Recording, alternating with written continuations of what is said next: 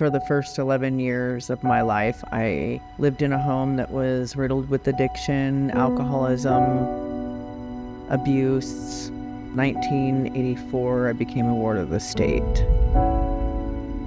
87, I was in 13 foster homes, group homes, and then eventually I went to juvenile detention at the age of 14 and spent 2 years there for running away.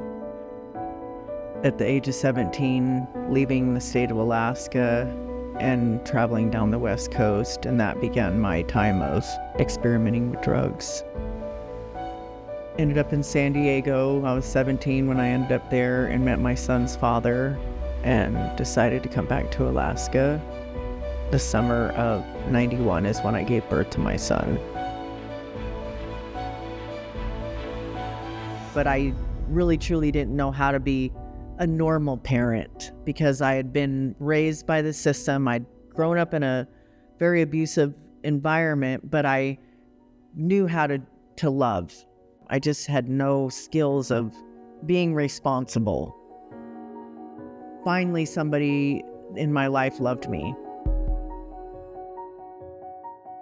Still continued to use drugs, but then I desperately wanted something different. I didn't want to live like that anymore. And 2 months later, I was rearrested, and that was when I asked for a Bible.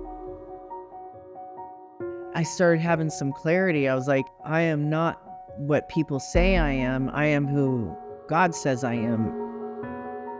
My son, and when he was 18, and I remember him coming to when I got out of prison, I was in a transitional house at this time, I was fresh out. That's when he eventually started going downhill and he started using drugs. And then he was selling them. One day he walked out of the house and he told me he was going to a fencing job in Big Lake. And he met somebody to get some heroin.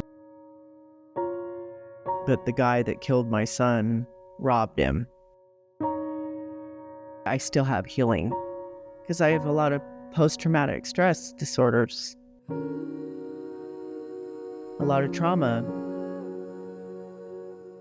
I've not arrived, believe that. Life is always a lesson. You always have these things come across. It's just how you respond.